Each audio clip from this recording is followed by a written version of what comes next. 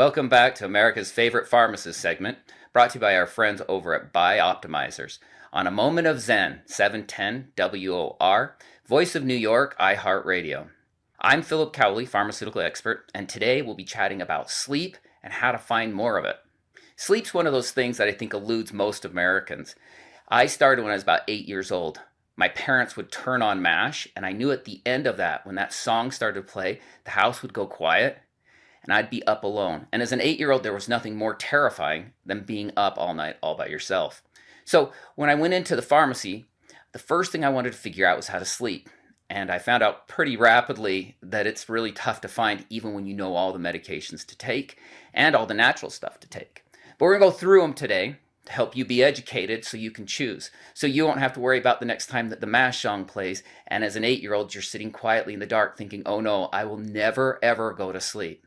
I always tell everybody to start out with magnesium. Magnesium is super cool stuff, and half of America doesn't absorb enough magnesium in order to complete everything we need with it. Now, magnesium is essential in producing GABA.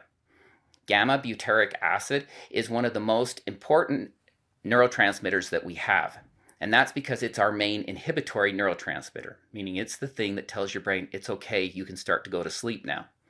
But when we have not enough magnesium, especially when we take it in forms that are harder to take, that's the reason why I do like the Bioptimizers total magnesium, because you get a little bit of every kind of magnesium, so you absorb it at the top of the GI system all the way down to the bottom. That helps us produce more GABA. The more GABA that you produce, the more likely you are to go to sleep. So before you reach for anything else, magnesium, and really 50% of us don't have enough magnesium. Second thing you can reach for is all the products that have PM in them. Now, PM products have one ingredient. They look different, but they're the same thing. Every one of them has diphenhydramine in them. Now, all the Tylenol PM, your ibuprofen PM, all of them have a few side effects along with them, but they do help.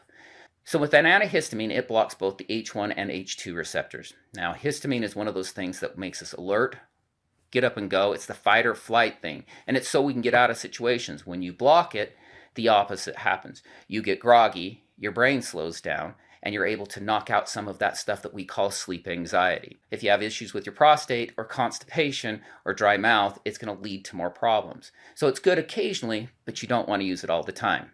And then finally, we want to look at magnolia root. Now, I love magnolia root because magnolia root works very similar to ways that some of your more prescription items do.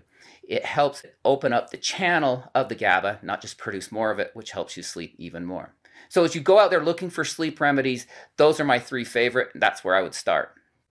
This is Phil Cowley, pharmaceutical expert, and that was America's favorite pharmacist segment, brought to you by Bioptimizers.